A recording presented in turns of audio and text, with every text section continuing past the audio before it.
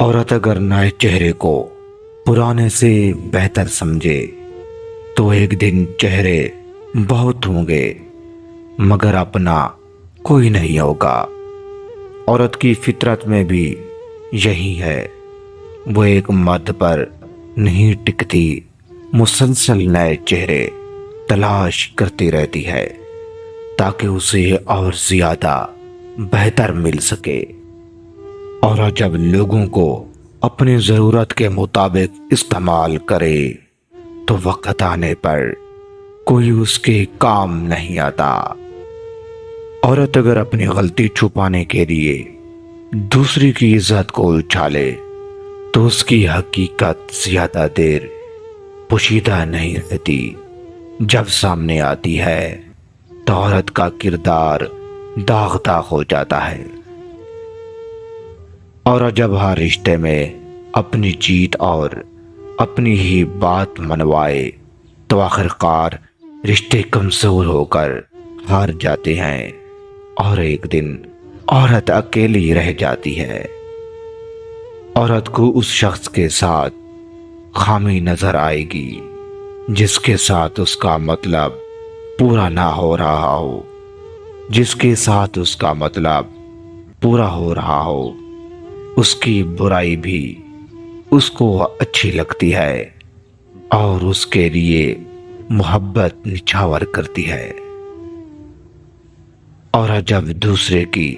زندگی کو دیکھے اور ان سے اپنی زندگی کا موازنہ کرے تو اس کو ہر خوشی اپنی ہی کم لگنے لگتی ہے، کیونکہ وہ دوسروں کے کپڑے جوتے دیکھتی ہے اور اپنی چیز کی ناشکری ہو جاتی ہے۔ عورت اگر کسی مرد کی مجبوری کی وجہ سے اسے بار بار استعمال کرتی ہے تو وہ محبت نہیں، کردار کی غربت ہوتی ہے، کیونکہ جو عورت مرد کو بار بار استعمال کرے آخر ایک دن وہی استعمال ہو جاتی ہے اور اس کو تب پتہ چلتا ہے جب وہ کسی اور مرد سے دھوکہ کھا چکی ہوتی ہے۔ اور جب اپنی زبان سے کسی کو توڑنے لگے تو اسے یاد رکھنا چاہیے کہ الفاظ واپس نہیں آتے، یہی الفاظ اس کے تعلقات میں ہمیشہ کے لیے دیوار بن جاتے ہیں۔ عورت اگر ہر بات میں خود کو مظلوم ثابت کرے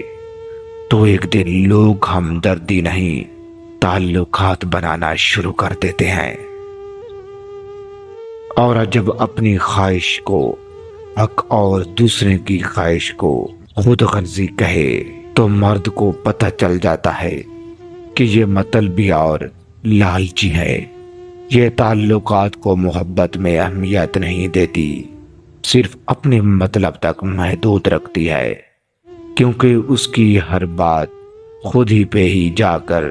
ختم ہو جاتی ہے۔ عورت ہمیشہ اس مرد کے ساتھ پوری زندگی رہنا پسند کرتی ہے جس مرد کی محبت کی تہ اتنی موٹی ہو کہ لوگوں کی باتیں اس کو نہ پگھلا